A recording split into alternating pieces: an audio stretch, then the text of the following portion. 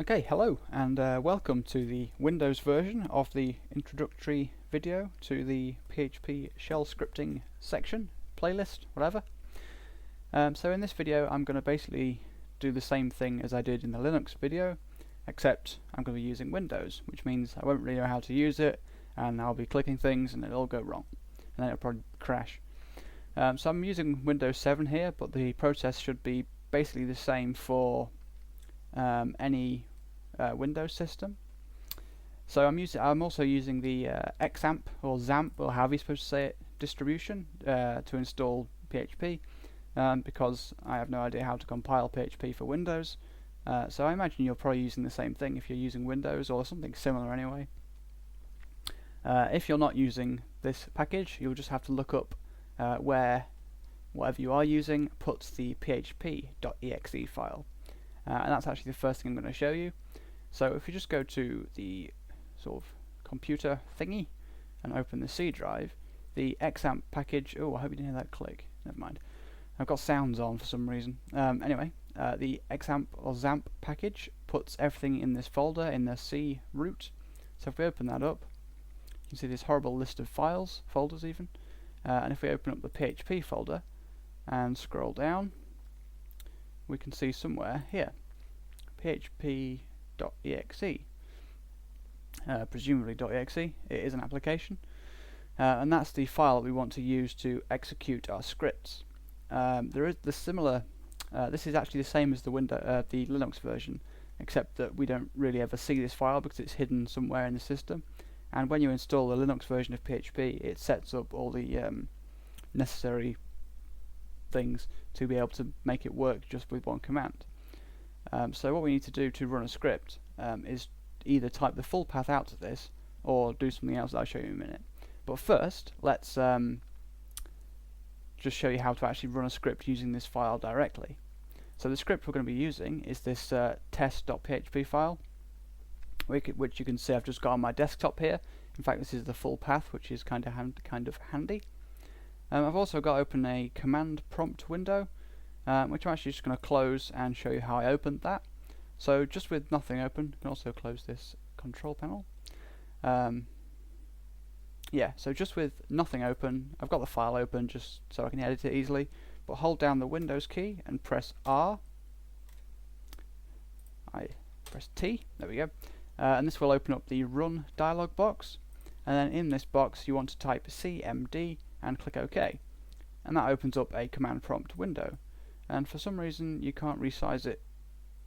I don't know why that is, but Windows. Right, so to run a PHP file, this is the same as the Linux version. So if you have watched that, this is sort of the Windows equivalent. So the first thing we needed to do is to change into the folder where we want it to work. Now this was my desktop, so what I'm going to do is type CD for change directory and then the full path to my desktop, which is c:\users. What the hell was that? Users / my name, and you can use tab completion. I found that out. It's the same as the Linux version. So when you're like entering a folder path, you can just enter the first few letters and press tab, and it will complete the file name for you. So now we're on my desktop, and the same thing applies. In the Linux video, I mentioned the ls command. The Windows equivalent is dir, and that shows a list of files in the current folder. The list is a little bit more confusing, but essentially that's a file, that's a file, that's a file, that's a file, and that's a file, and so are these files. So yeah, that's basically the same. Also quite useful. So yeah, that's basically that. So now we're in our folder.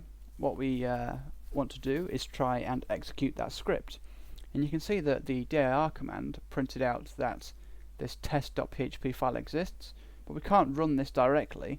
We need to sort of run it through the php.exe file. So if I just, well, to do that we can enter the path to the php.exe file, which is c:\xampp/php/ php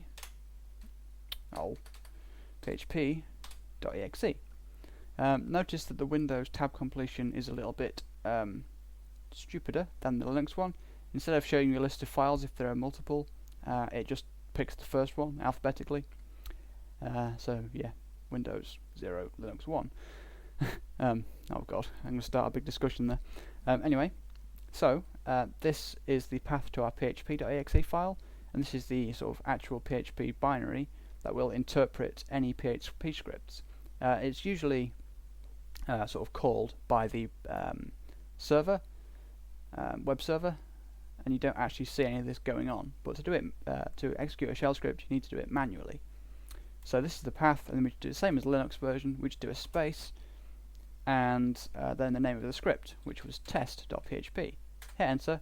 You can see we get this output, which is testing, and then a new line.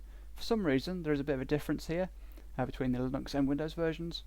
In the Linux version, you remember that the command line argument thingy, the folder path, next prompt, was shown directly after this when we didn't have this. But on the Windows version, for some reason, it adds a new line for you.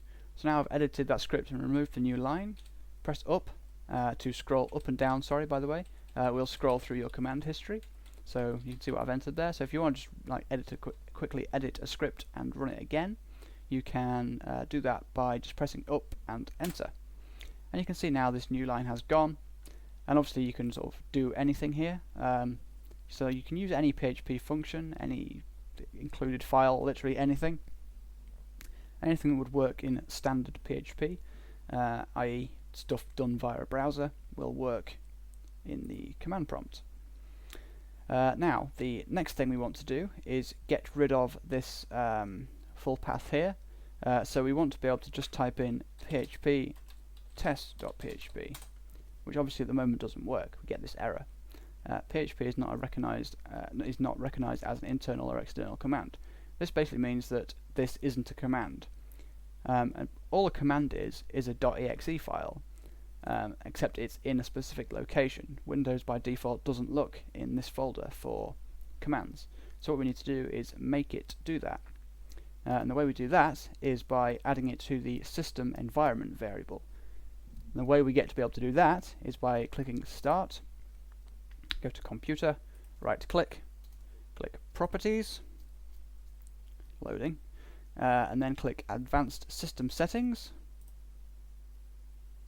still loading, there we go, drag this over, and then under Environment Variables, so on this Advanced tab, you click that there, and then the one you want to edit is the path system variable. So clicking in this list and scrolling down, you can see we have path here, and you want to click edit, and then this is essentially a list of commands, a list of folders, sorry. So if we just scroll to the very left by pressing the home key, you can see we have system root in %, which is like a sort of variable, system32, semicolon, and then we have the same thing again. So this is like a semicolon separated list of folder paths. So we just press end.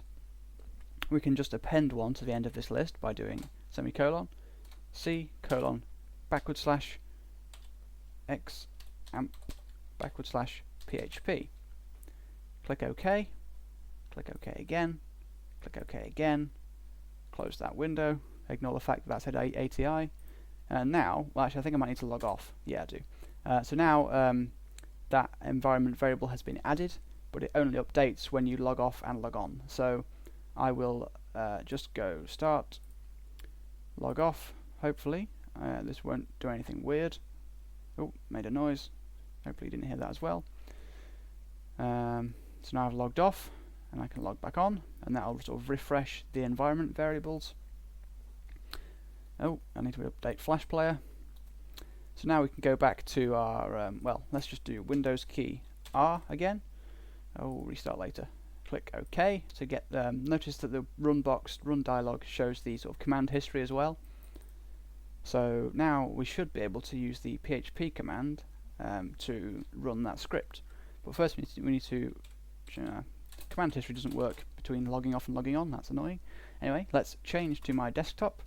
I demonstrated using the full path before, but in actual fact we are actually already in my sort of home folder, so we can just do cd desktop, and hopefully we'll be able to, oh dear, okay, leave me alone, postpone. So we can do php test.php, and you can see that has executed.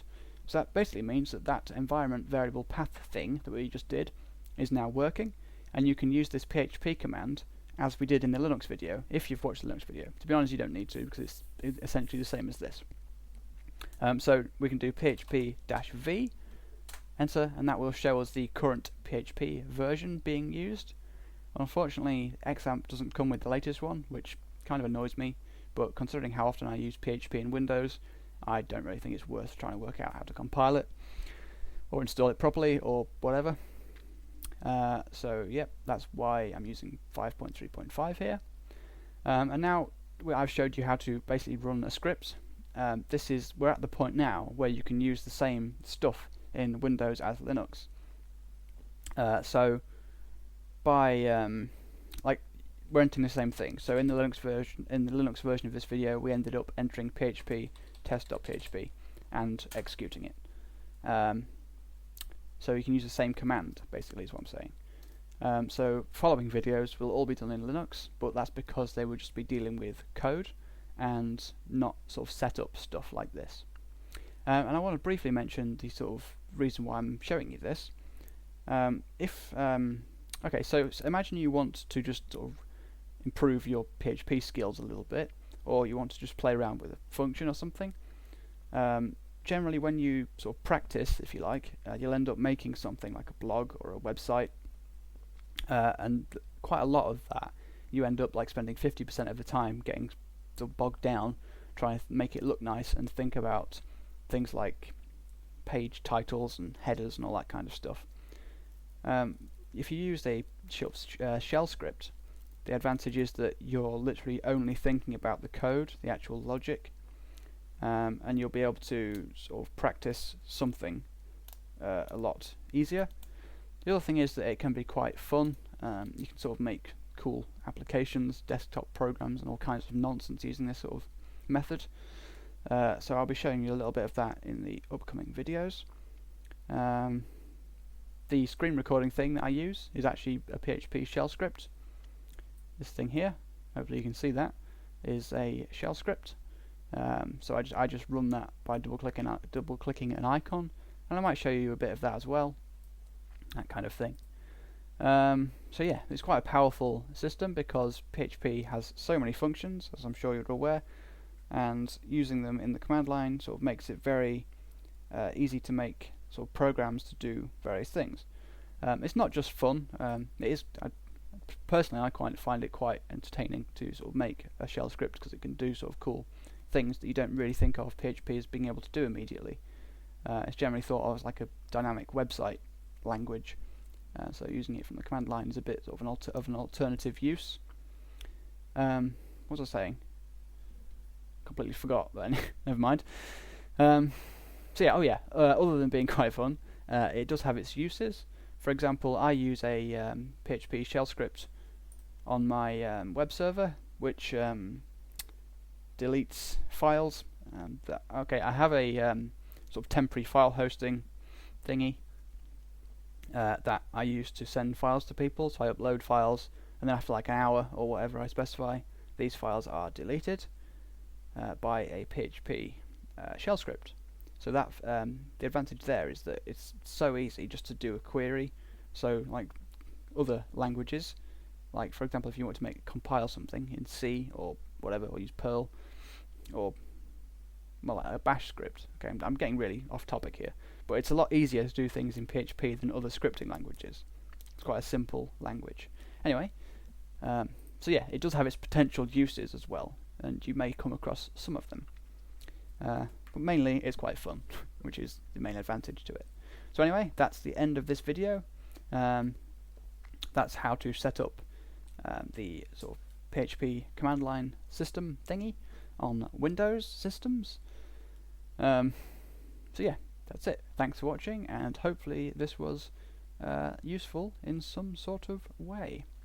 So yeah, watch the following videos in this playlist, for some sort of examples, things you can do, sort of tutorials. Well, they are tutorials, sort of things, sort of tips, I guess, more than anything. Demonstrations of things. So yeah, there you go. That's that. It won't all be. I'll be uploading more of these as time goes on, and judging on popularity as well. So finally, again, thanks for watching, and come watch the next ones.